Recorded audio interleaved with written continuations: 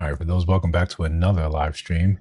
Let me know if you hear if you can hear me, so we know we don't have any audio issues. That usually, I think we got it set though, but you never know what locations, and we try to make sure we have everything lined up. But life stuff happens all the time. Um, so yeah, if you're in the chat now, give me a thumbs up. For those that are going to catch us later on replay, shout out to you guys. Shout out to the replay gang. Um, another Sunday live stream. We had one a couple of days ago, where it was a more we had a more we could just talk back and forth, which I think was really helpful. These are all about getting back and getting to know the community, building something, building a brand, protecting the brand. So to me, these are important, but these are also times to kind of relax, right? Sometimes it's a midday thing, sometimes it's an end of week thing, start of your week, however you look at it. But right now, um, we had an important topic, right? We also try to we have fun, but we want to talk about important things. So we leave here kind of more enlightened, or at least looking for the nuance in a lot of conversations.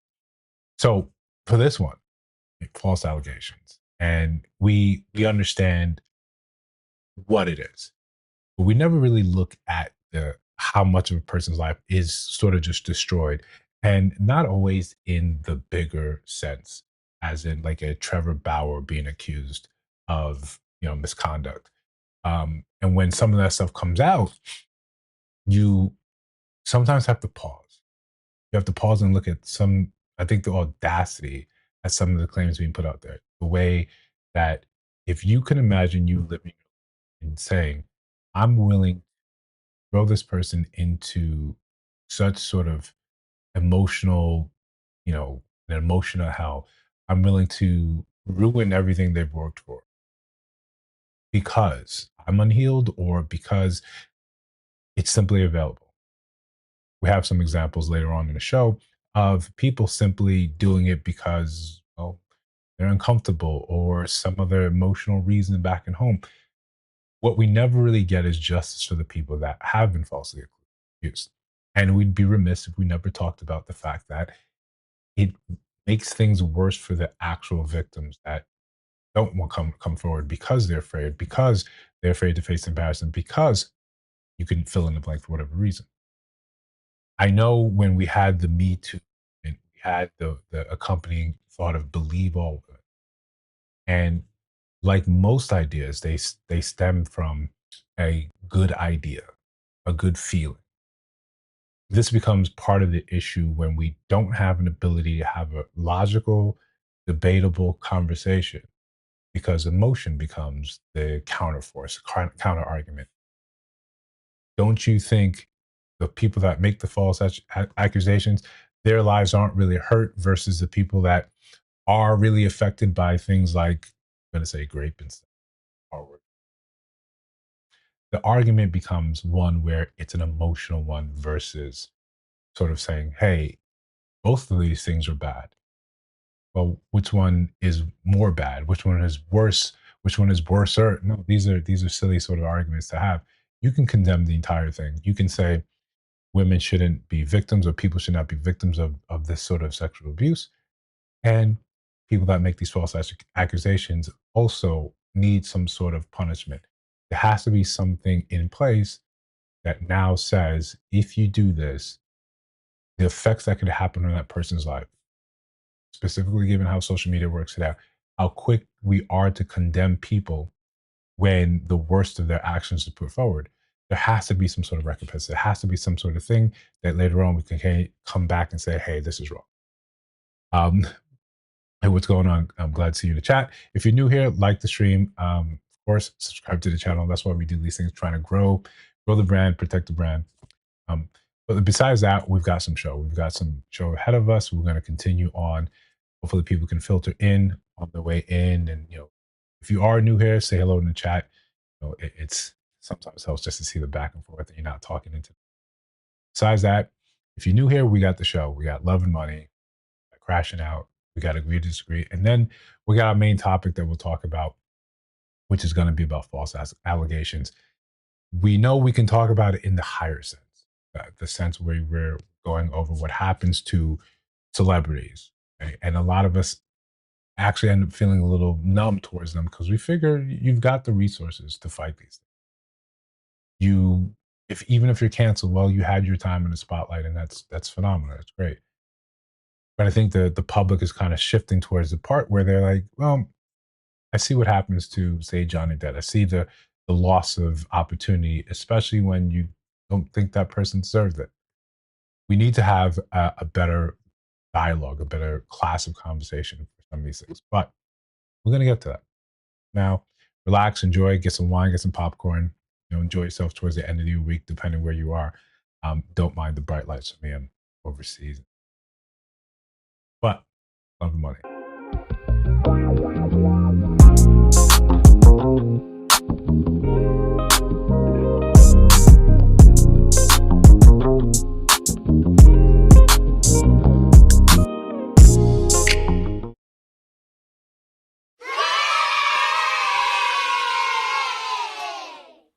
So again, for everyone who here love and money, we like to talk about the intersection sometimes of just love and money. But again, sometimes when we have a serious topic, and this is a serious topic, we're going to try to have some lights and laughs along the way, so we're not feeling so sort of strung up. Um, so look, there's a lot that we got a lot of show, we got a lot to go into. I'm not going to try to keep you out too long. I know people need to get ready for work the next day, but let's enjoy ourselves.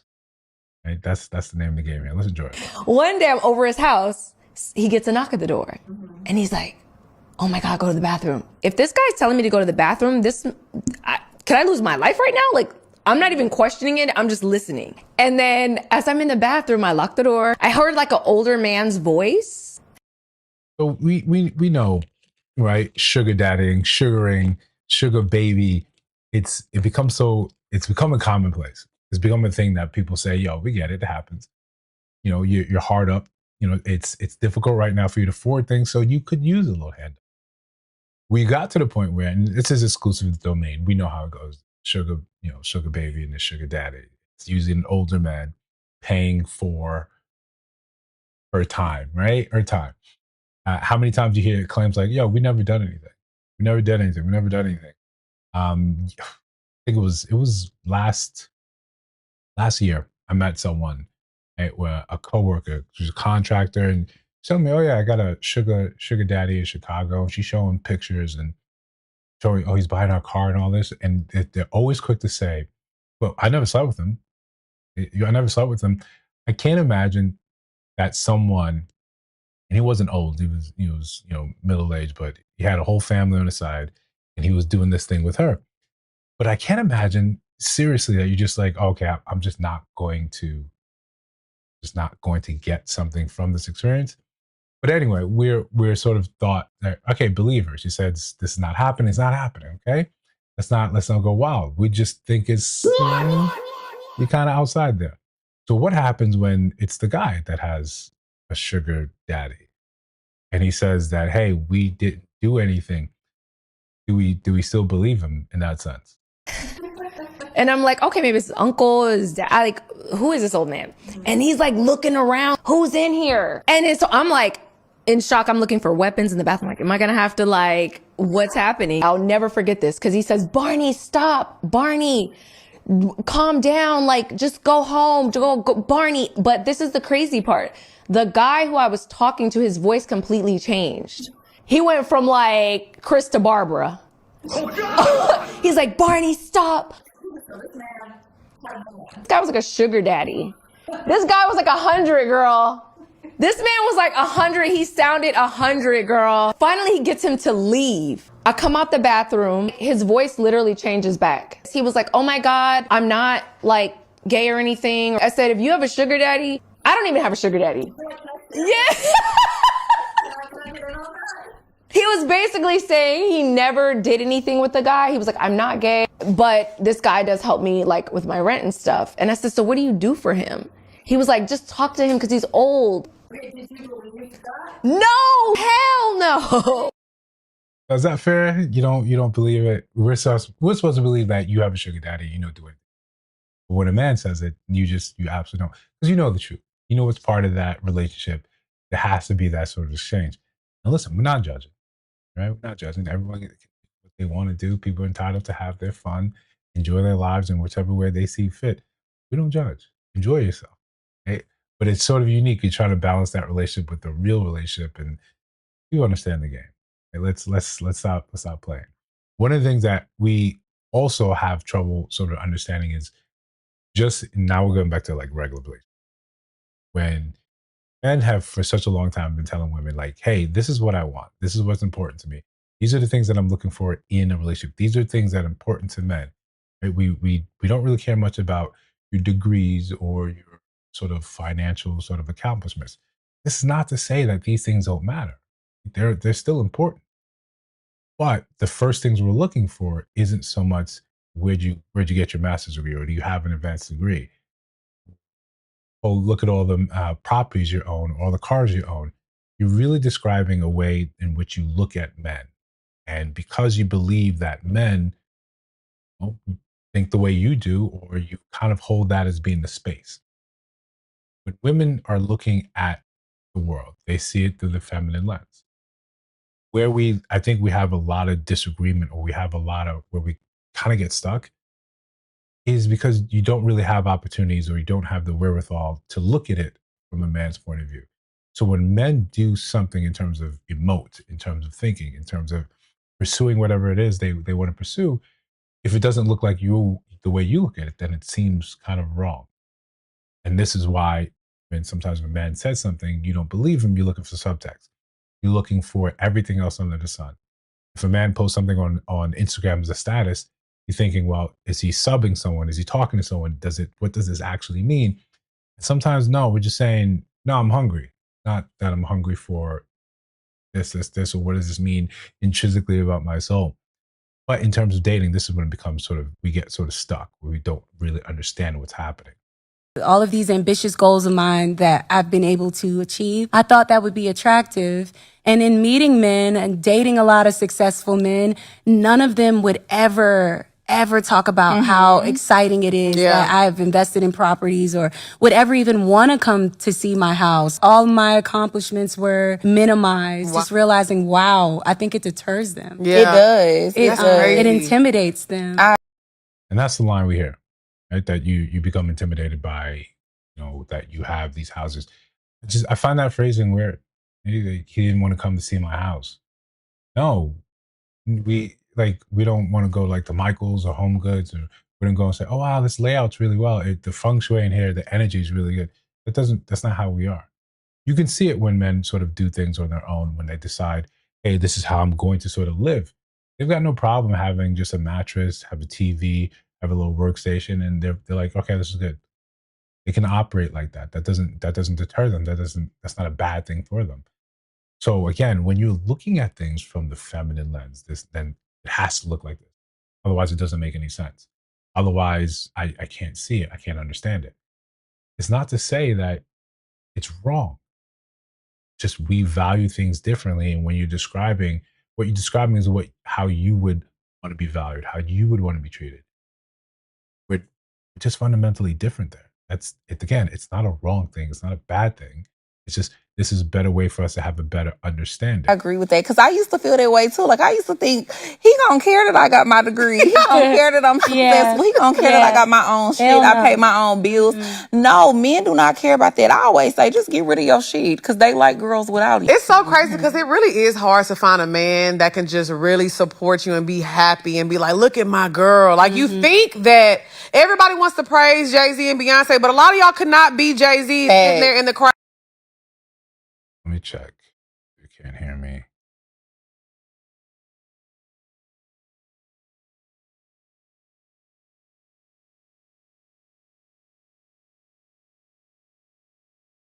Let me know if in the chat if you can actually hear me right now. Troubleshoot this. I'm getting audio levels on my end.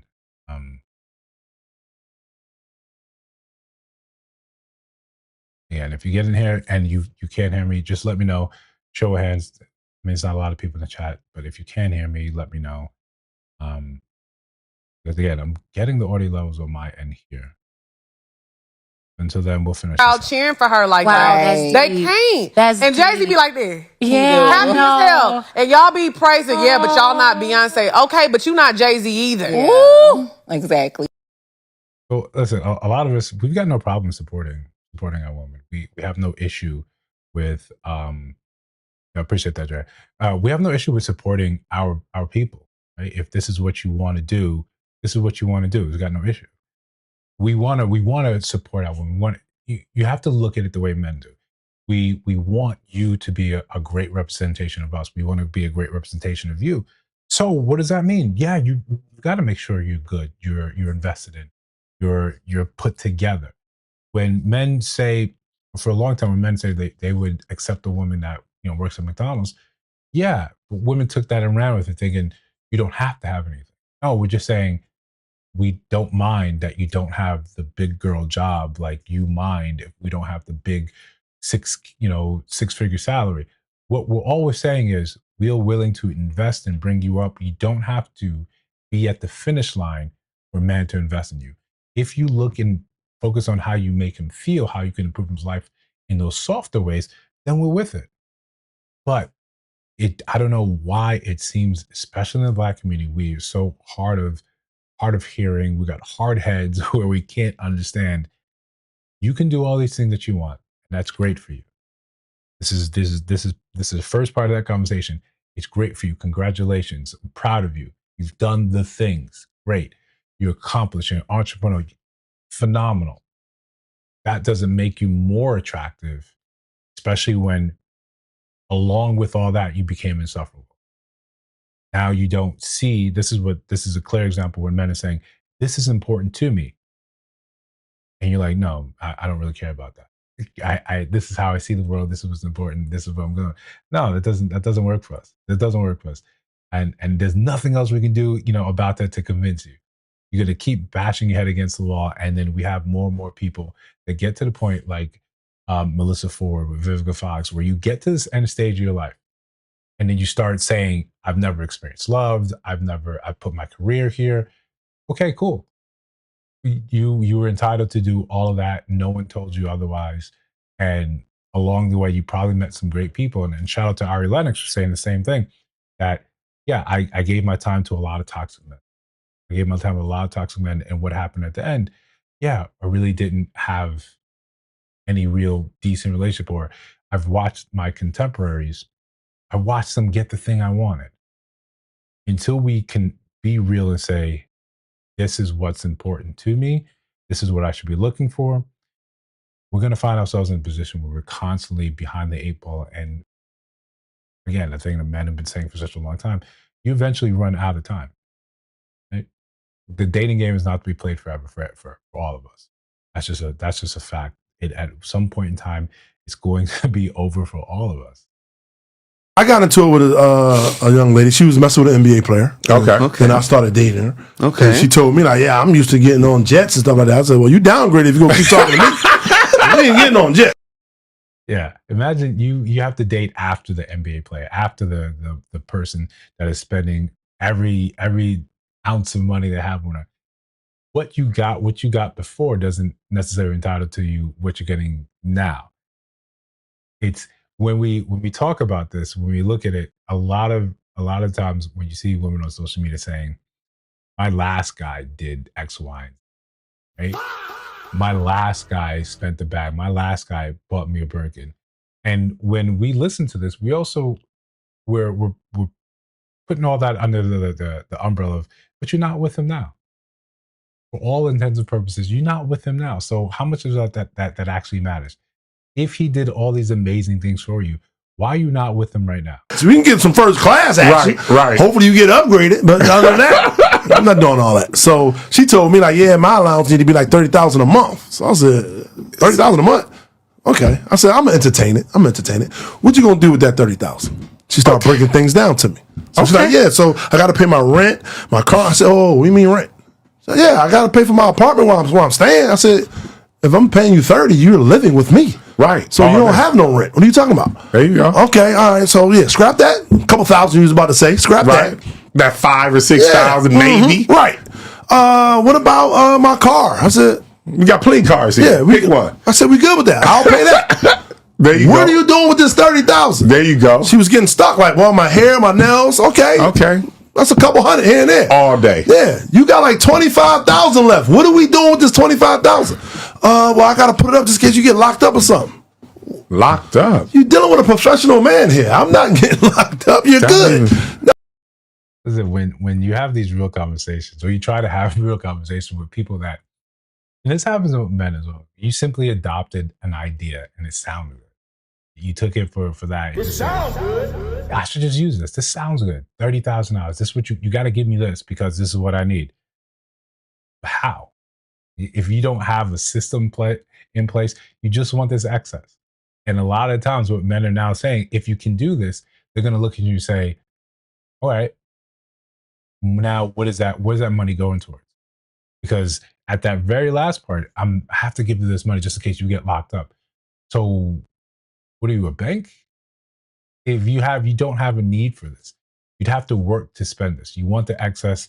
And of course, if you could show that person that value, and we get it when someone's in an NBA, the way they're spending that money or that 30,000, what it means to them versus what it means to us down here in the trenches, down here fighting for our lives in the mud, down here for people that are very cognizant about the price of eggs. Very different story. It's a completely different story. So we get it. But if you're now saying, well, what do you actually need to spend money on? If I'm paying you this much, I'm going to maximize my time with you. You don't get to say, I'm just using this for this. No. I need all that. I need an explanation for every single, bit of that. That don't make any sense. So she started getting low. They just say a number. They don't know what they're talking about. But see, this is my whole thing, because I've been in LA pretty much all my life, and I done seen it all. It's no way in hell these niggas is giving them that money. I don't believe it. Are they? You're close to NBA players. You think they giving them that money? $45,000-$50,000. I don't know. I never heard 45, 50, but I've heard some outstanding numbers monthly. Since you're close to the NBA players, can you tell them? Can you tell them to stop tricking on bitches? They're raising the price of ass. This is fucking ridiculous. So it's like, you guys are ruining the market for the rest of us. It absolutely ruined the market for the rest of us. If you come in with those standards you come in now, what am I supposed to do with that? Right? How am I supposed to compete with that if you're paying that exorbitant price?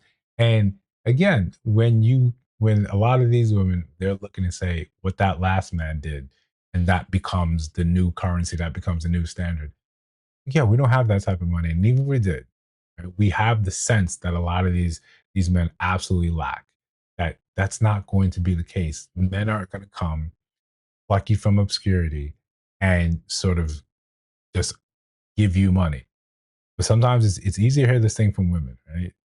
About a year ago, I posted a video saying women who marry for money are corny. I got fried on the internet. However, like many great philosophers, I think my ethos was just a touch too early for the times.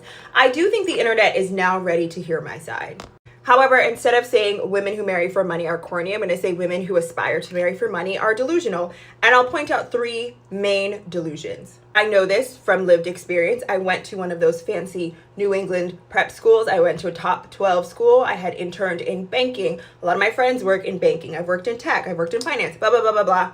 I know that world, so I can tell you from lived experience. So delusion number 1 is who these men are actually choosing. I think what made this discourse so exciting in the beginning is it made women believe that a man is going to pluck you from obscurity, from the town that you hate, from the job that you hate, and he can fundamentally change your life. When in reality, these men have a very specific pool of women that they're selecting when they're thinking about partnership.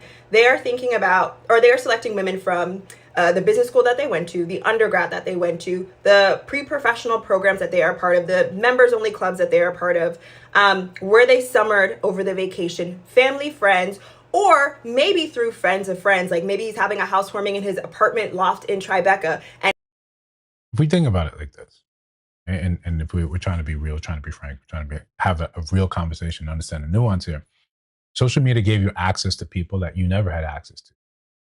It put you in their range, in their purview. They got to see you. But being seen isn't the same thing as being in the same room. That's, when someone is coming from a different, it's fine to even say it's a different type of world. if you weren't born into that world, if you didn't have the opportunities to be accepted into that world, even as she's saying, you went to these schools, you went to these places, even then, you're still adjacent to it. When you don't come from old money, when you don't come from old world where they've been meshing these things together, when you don't summer in places, then you are still sort of a tourist. Yeah, you've stayed longer than most people. You're not going to Cancun for a week, right? You're going through Mexico or your summer house there for 3 months at a time. There's a difference, but in being accepted into that world, there's a lot that comes with it. The divide or the misunderstanding comes when these men understand that what they have is desirable. So essentially, they could, right, and don't get upset the terminology. They can kind of slum it. They can kind of come down and say, "Hey, I'm on vacation for my life. I'm at the same parties you're at. Right? I'm at a dive bar for the novel experience of being in a dive bar. This is where you go every Friday.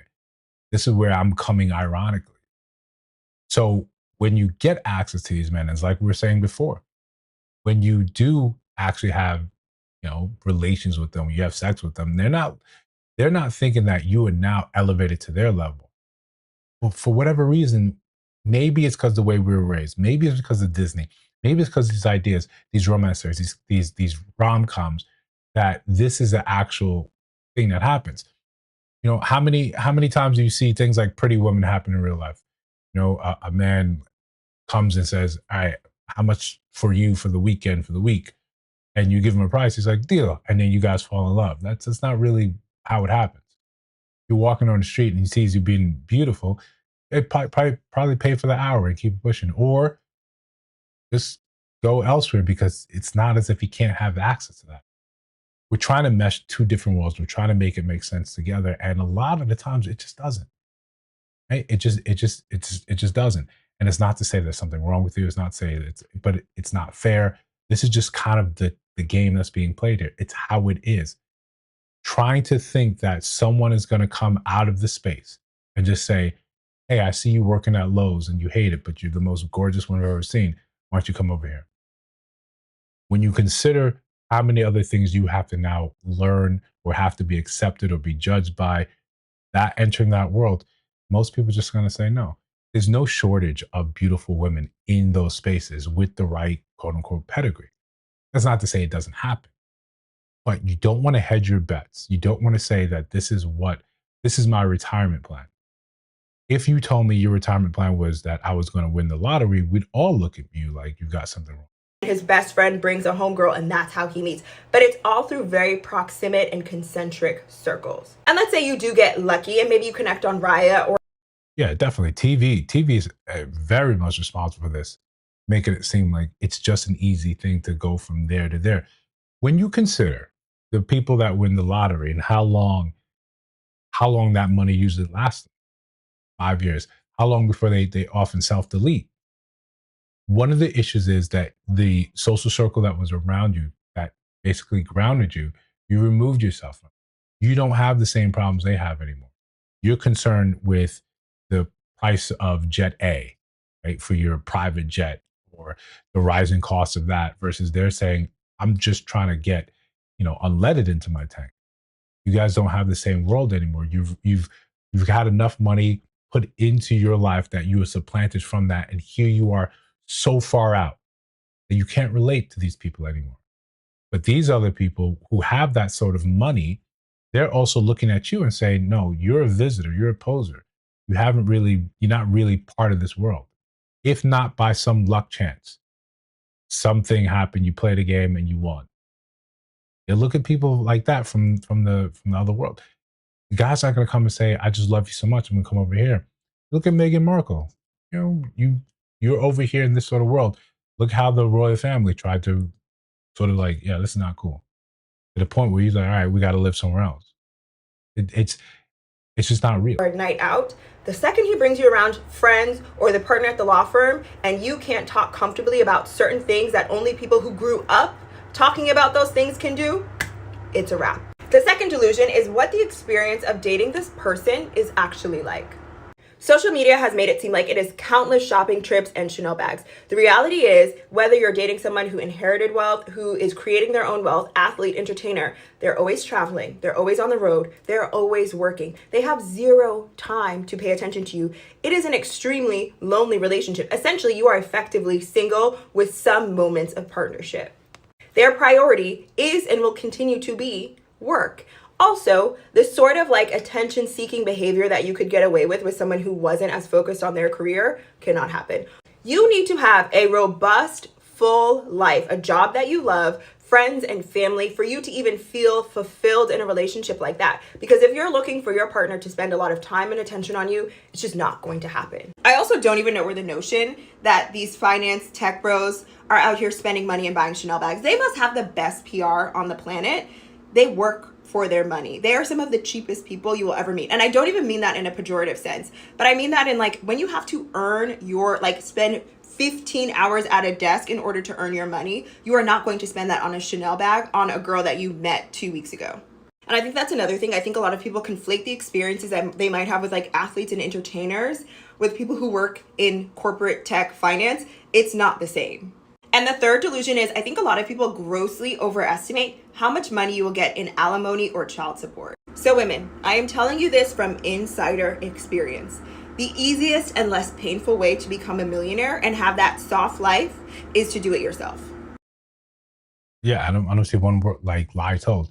You don't even have to be that far removed. You don't have to be at the pinnacle of wealth. You don't have to be making $300, $400, $500 to understand that when you're disciplined, when you live the life that's disciplined, even down at the beginnings of that six-figure salary, you understand that your time is valuable, that what it takes for you to replace the money that you're being told you should spend, you look and say, no, absolutely not. It doesn't make any sense. You want me to do what? I have to buy you a Birkin based on what? On what reality? Well, TV told you this is how it's supposed to go. Because you never had a taste for it, you never saw it in real life, you simply believe that this is the way it is. But it's not. It's not how any of it works. It's not how any of it has actually ever really worked. So what do? Well, you keep doubling down rather than going backwards. And we discussed on a live stream just a day and a half ago, we have this problem with sometimes just walking things back and saying, let me try to understand this from a different side. Hey, I messed this up. Let me circle the block rather than backing up and saying, I'm probably wrong about a good many of these things, a good many of these things. But what my hope is that people have a better understanding of what it actually means to be with someone that has to work for that money. We conflate the scammers. We conflate the rappers, the ball players. We conflate all these entertainers and thinking, yeah, they spend frivolously because one, it's well known they don't have a really good grasp of money. These are young men in their early 20s, thrown a bunch of money, always celebrated for their talent. Yes, they know how to work hard, but working hard versus financial literacy, it's quite different. You can look at any example, someone like Stefan Diggs. Greatest thing you do, to ruin your wealth is have multiple children with multiple women. But it's popular. It's a cool thing to do. So let's do it. It's not reality. It's not how it's supposed to work. It's not how it's supposed to go down. Hey, this is where you end up finding yourself crashing out. I got road rage, been burning rubber so reckless. I'ma crash out. I got road rage, been burning rubber so reckless. I'ma crash out. I got road rage, been burning rubber so reckless. I'ma crash out. I got road rage, been burning rubber so reckless. I'ma crash out. Got 100K on my wrist and my.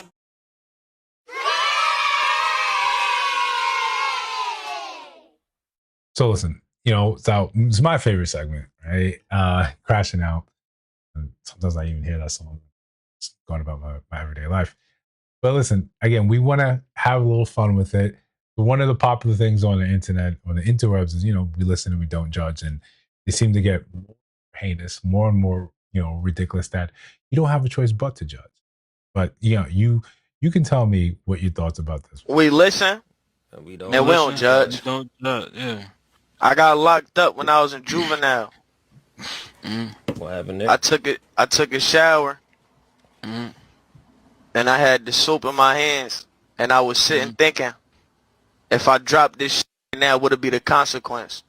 I dropped the soap on purpose. Nothing happened. We listen, we don't judge. All right. We listen and we don't judge. All right? That's good. That's a good one. That's a good John. You just wanted to see what happened. I feel you. Just wanted to see because niggas was talking about it too much. I dropped it on purpose. Nothing happened though. Nothing happened. You had to test the waters. You had to. We listen. We listen and we don't judge, bro. Yeah, I mean, okay, right? That one seems wild enough. That seems wild enough. We listen and we don't judge. We don't judge. Yeah. I went to a freak nick back in 2018. Put my between a glory hole. I pulled the curtains back. It was my homie. We smoked the blunt and laughed about it. We listen, we don't judge. We listen and we don't judge.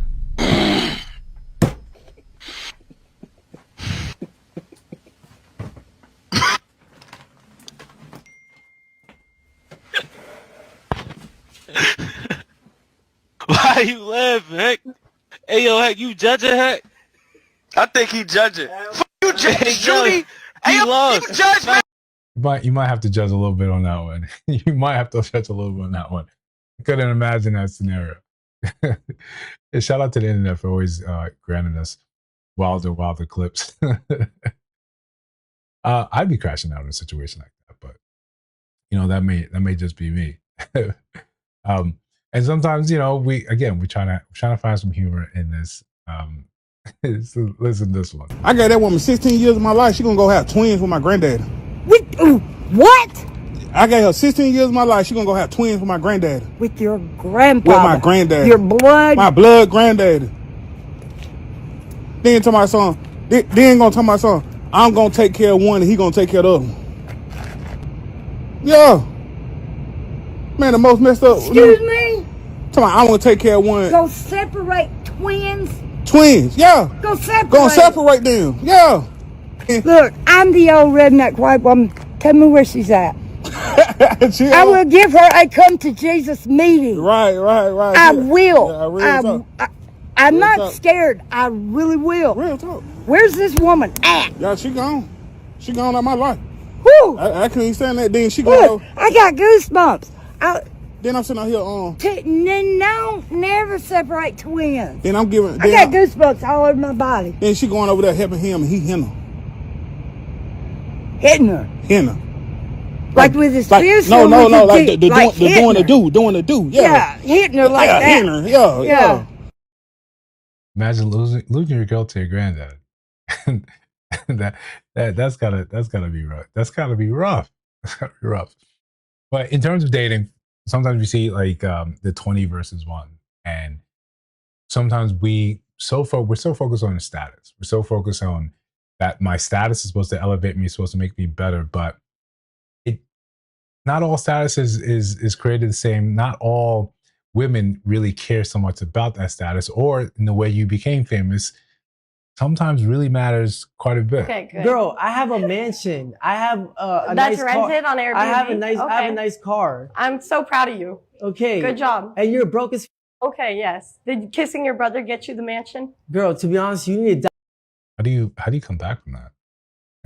How do you come back from that? Kissing your brother get you the mansion. How do you come back from something like that? Out here black Okay. because you look Black? Yes, because you look emo. Okay, now I'm emo. Yeah, not you're I'm emo because you kissed your brother. Your teeth are yellow. Okay, that's fine. I can get them fixed, but you can't unkiss your brother. Okay. Bro, why am I talking to this stupid? Because you kept talking. I kept responding. Girl, I'm better than you. You're not. You're my height. My status is better than you. Says who? Okay. You're famous for what? You get clowned on the internet for fun. Good okay. job. You're famous for getting laughed at. What do you want to be? Sienna, what do you want to be when you grow up? I don't know. But when I grow up, I don't want to make out with my brother, and I want to keep my husband. I don't want to have 3 baby mamas. Watch, now she gets stuck. I didn't get stuck. I just responded. What car do you drive? Why does it matter what car I drive? I'm a woman. You're a man. So why are you bag checking me? Can you not compete with a man? Do you feel like insecure competing with men? No, to be honest with you, I do this. When you this is great just watching this happen in real time. When you don't actually have anything to say for yourself, any type of status, any type of real work that you put in, and you just want to be known because people kind of know you, but it didn't matter how you got known. This is when women talk about, this is sort of clown shit. This is what it is. Right? It's sad. And you're sitting there trying to convince her that she should basically change her whole demeanor because you people know you. It's not enough. It's, again, when we get on the internet, sometimes we think that this is the end all be all. That because this is happening here, the way it looks, this is it for us. In reality, you gotta understand, right? Just because you're known doesn't mean that somehow that's going to get you everything that you do want. But listen, we gotta agree or disagree next. Let's keep it moving.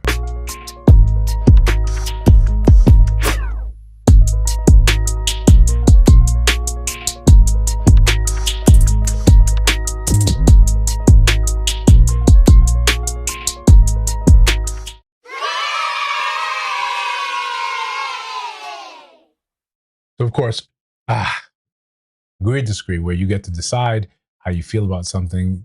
We all kind of hopefully tend to agree, look at things the same way. Sometimes there's a couple, dissenting votes, but we'll see. Let's take a look.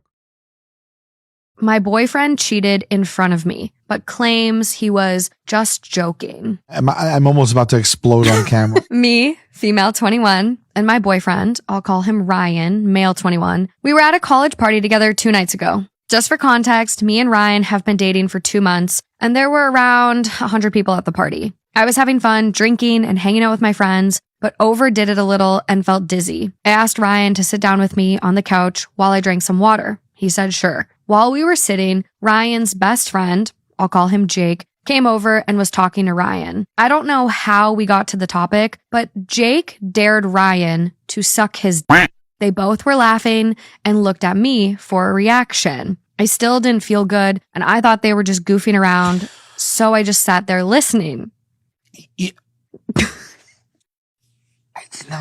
I could have never imagined you were about to say that. Go ahead. Ryan then said, quote, "Okay then, I'll do it." Jake unzipped his pants and Ryan started sucking his dick. It only lasted for a few seconds. They both laughed and high-fived, and then Jake and then Jake zipped his pants up and walked away. I was so stunned and disoriented in the moment. I didn't say or do anything. Yesterday, I woke up and remembered what happened and asked Ryan why he would do that. He said it was just guys being guys and doing silly party dares. I mentioned that it felt like cheating in a way, and he said I was overreacting because it was just a joke. He seemed annoyed and shut down the conversation. Oh my God. Now he's taking this. Go ahead. I'm home now and I don't know how to feel. I'm not even mad. I'm just so confused about what to make of this. I haven't told my friends about this yet because I feel kind of embarrassed. Any advice would be helpful because I'm just not sure what to do. Okay, first of all, this is 2 months in. Abort. You're out of this and one. Relationship. You're out of this one. Who would be like, it's just guys being guys doing silly party dares? Who speaks like that? Listen, there's a certain demographic that gets away with that type of behavior. You don't really see people in the Black community thinking that that's a smooth thing that you can just do. Yeah, I agree. It should, just end the thing. You don't gotta, spend, work your brain muscle to decide whether or not this is for you. This is a good example of time to cut bait and run. Just let it go. Just call it. Just call it. Just call it. Just let it go. Again, this is not something I think a lot of us would disagree with. That this is sort of weird behavior. If that's what you're into, then you can kind of just live your truth with you and your. Imagine you continue that relationship. What is that supposed to look like? Right? What is that supposed to look like? Where are you guys supposed to do? How are you guys supposed to do things going forward? How are you guys supposed to move like as if that this is a real relationship where we can actually do things together? No. Call it. Call it like time of death. Just call this thing. It's over. Let's continue. Motherfucker go say, Ryan, you trying to humble women. Nah, I ain't trying to humble women. I'm snitching. It's a difference. I'm putting cases on all you bitches. For sure. I used to be quiet and be like, and just be a player and wouldn't say nothing. But when I was a side nigga, I saw a lot of niggas suffering, bro. Like, when I was a side nigga for a long ass time, bro, I saw the dark side of women, bro. Like, it's through the graces of God that a nigga found love, bro, because I didn't trust women for a long time. What was that? There was that post going around for a bit ago saying you don't know women until you're a side dude. But you can see just how, evil, how vile the game is. how cold the game is. And I've said this a couple times on the channel. A lot of times it just comes down to, you got to look at women as just human. The same things you're capable of doing as a man, they're capable of doing. The reason you get hurt so much when it's done to you is because you haven't allowed yourself the latitude to think that they can do those things. We operate with this veneer that somehow that they are innocent, they're angelic, they don't do any wrong. But again, you're not really being fair to them. They're human. Of course they can do wrong. Of course they can do the same things to you that you've done to other people. When you have that understanding, you have that mindset, then you'll find yourself in a place where it's easier to understand, easier to accept what's happening. Not because I had something against them. I was just at a time in my life when I was trying to understand them. And what I came to realize is women are just like men, but worse.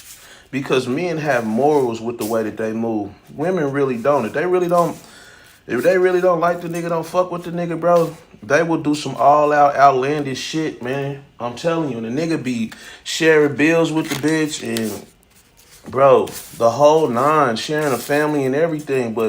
And he established, and this bitch will take this nigga's whatever car he put her in. If it's a Benz, if it's a Lexus, if it's a whatever it is, that bitch gonna drive that new booty to the hood, find a young reckless nigga, and she gonna treat him like a fantasy, bro. And she gonna cuss her dude out. It's fucking scary.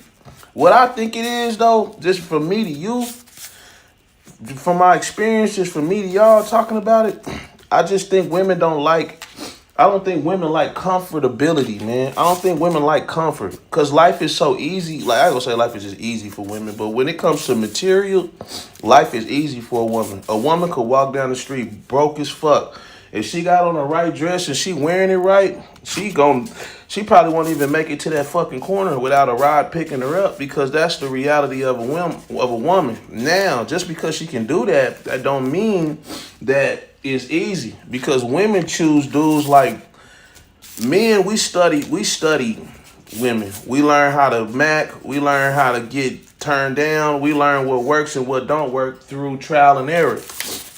So from trial and error, we learn how to pick and choose the right one. We learn what signals work and what don't. Women don't do that. He's making a lot of sense there. A lot of the stuff that we learn, a lot of stuff that we do is based first on trial and error. We saw what works, doesn't work. We learn sometimes that talking or listening to what women say they want doesn't really get you the goal. So you kind of have to see what they react to. A lot of the behaviors that you see men have today are simply because women have responded to them. Women have checked off and said, this is what we want. This is what's important. And not verbally again, but what you actually respond to. And of course, when you grow up in traumatic environments, when you're used to struggle, when you're used to roller coasters of emotions, then that becomes the thing. That becomes the way what you end up looking for in a partner. It sounds good. I think it becomes a terrible sort of idea, but this is the reality of it. This is what happens, right? So I agree. He's got a good point here that he's talking about. But listen, we're not going to keep you out too late. We're going to get on to the main topic, right? Oh, of course. Let's talk about it.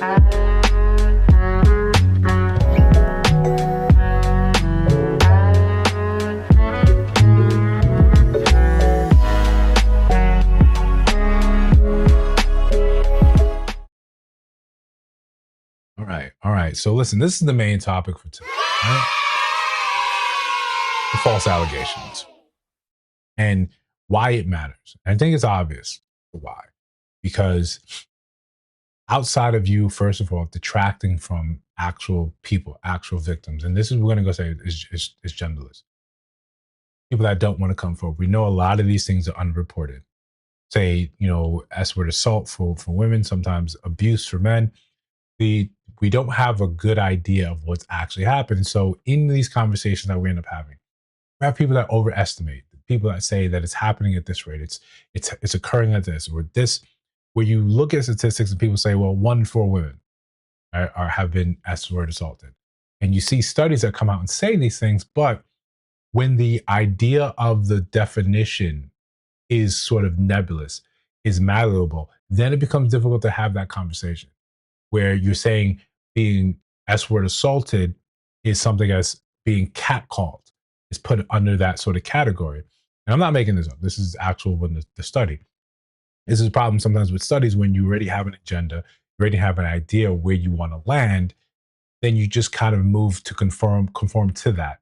It's not realistic. It's not real. It's probably not how you should conduct real, science anyway. But setting that aside, when people that have been victimized don't want to come forward, this is why false allegations they matter. When we start having to look and scrutinize everything that's happening, we should, given our criminal justice system, given the nature of how social media gets hold of the story and really will run with it, into the dirt, into the ground, then these things are important. These things matter. We have to look at it from sometimes the point of view where, what made you so comfortable with the idea that I can just say this, knowing that the entire apparatus and a machine that will now move against this person will pluck them from their daily lives and say, now here you are, you face this uphill battle of trying to prove your innocence without knowing that you had a trial, without being prepared for the trial, without knowing that any of this was going to happen. Of course, naturally, for those that are actual abusers, those that do this, yeah, great, grab them, throw them under the jail. Absolutely. But when you're trying to do a good thing and the accusation is thrown upon you, then later you have to be able to understand why men are saying, I'm just going to leave you alone in general. When you're at the side of the road and you got a flat tire, you're calling for help, or you're waiting for some man to come and notice you. This is why a lot of them keep on going. They mind their business. It's harder to be accused of something if I was never part of that conversation at all. But to start this, and we'll take this through a series so we can make sense of this. It becomes an emotional conversation rather than one sort of just stated in logic and facts. Do you not think it's a bigger issue that women are being raped than men that are being falsely accused? I think they're both big issues. Rape itself shouldn't even be anything, like rape shouldn't even exist in itself, let alone... I agree. I just think that even asking this is just offensive in itself. Do you feel like even asking these questions could be a little bit degrading to any woman?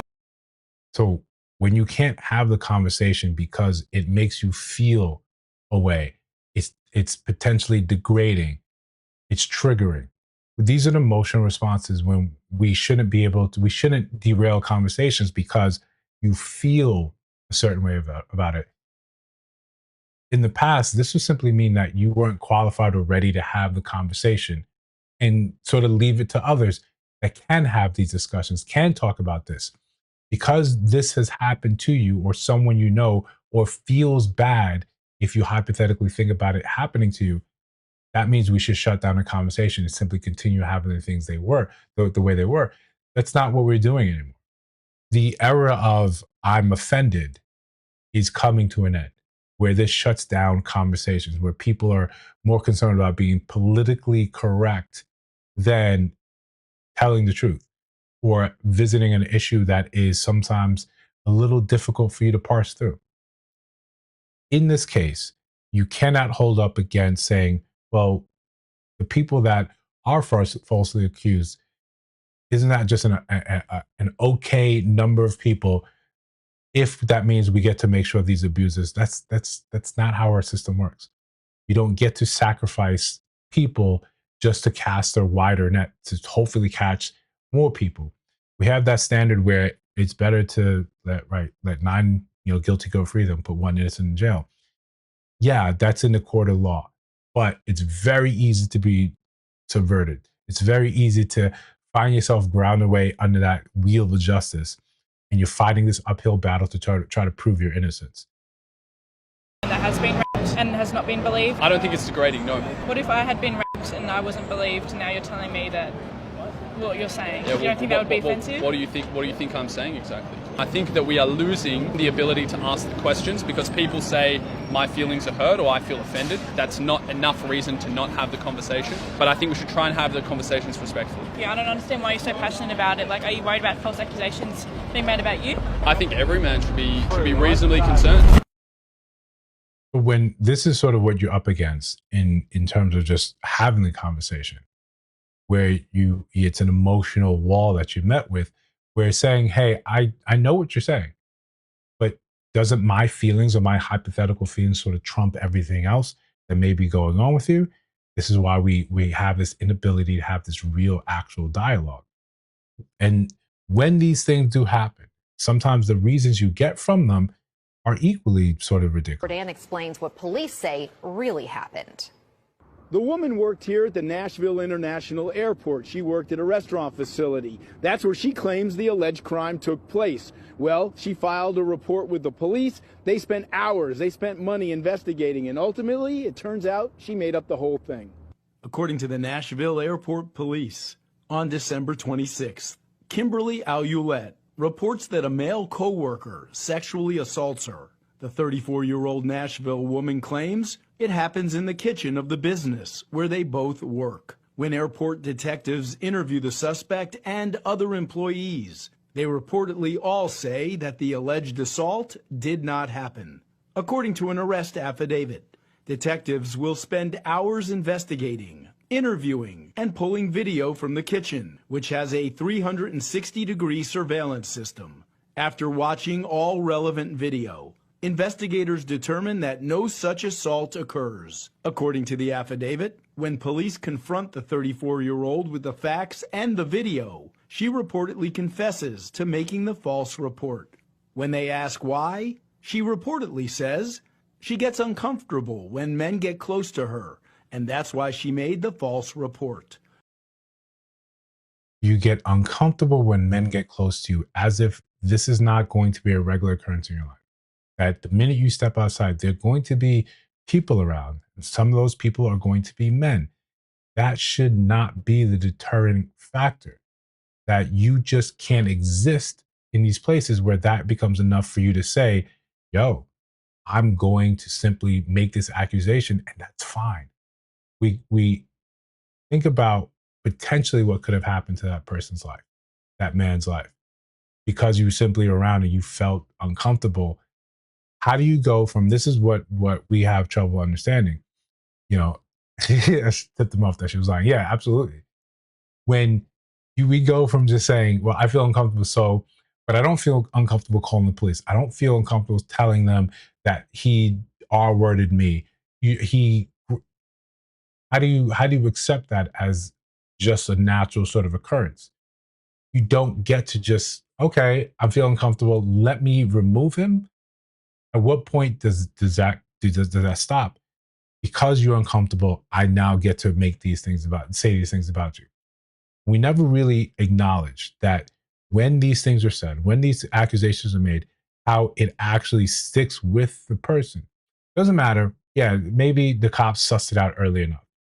But what happens to that person's reputation in their community?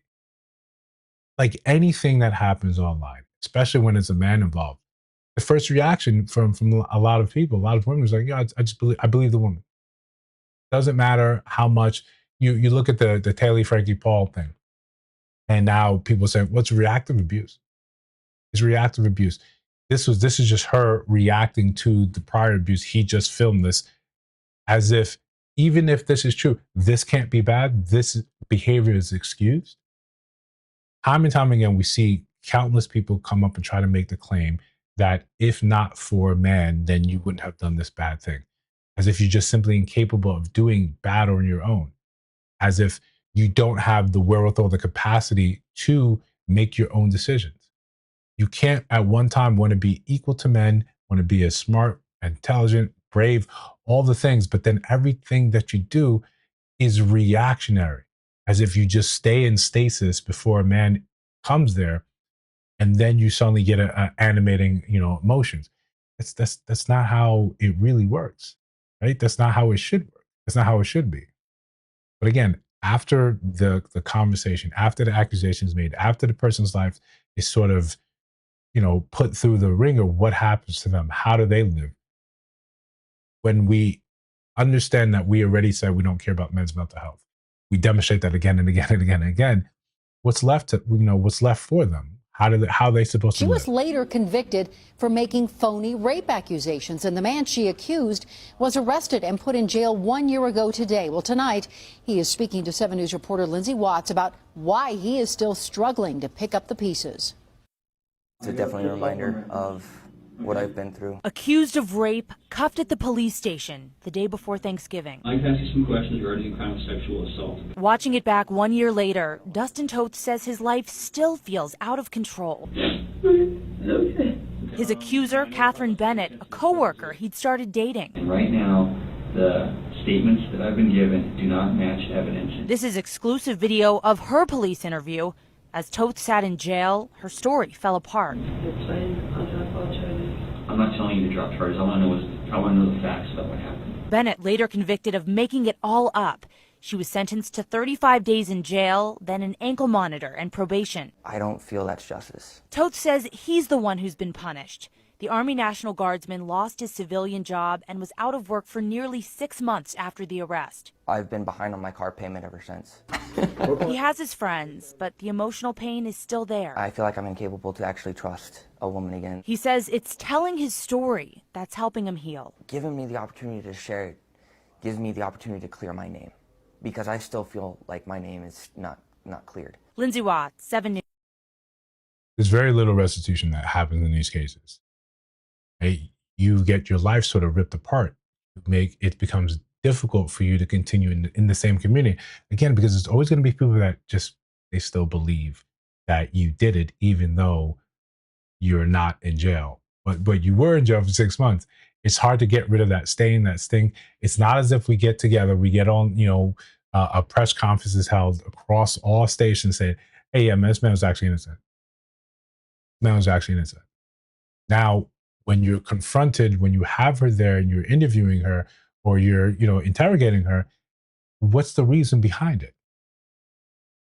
So again, when men are saying, this is why we stay out your way, this is why we leave you be, rather than inconvenience ourselves to get to the point where we're in your proximity. Like most things, it's not that it happens to everyone. So now it seems as if we're being overly cautious.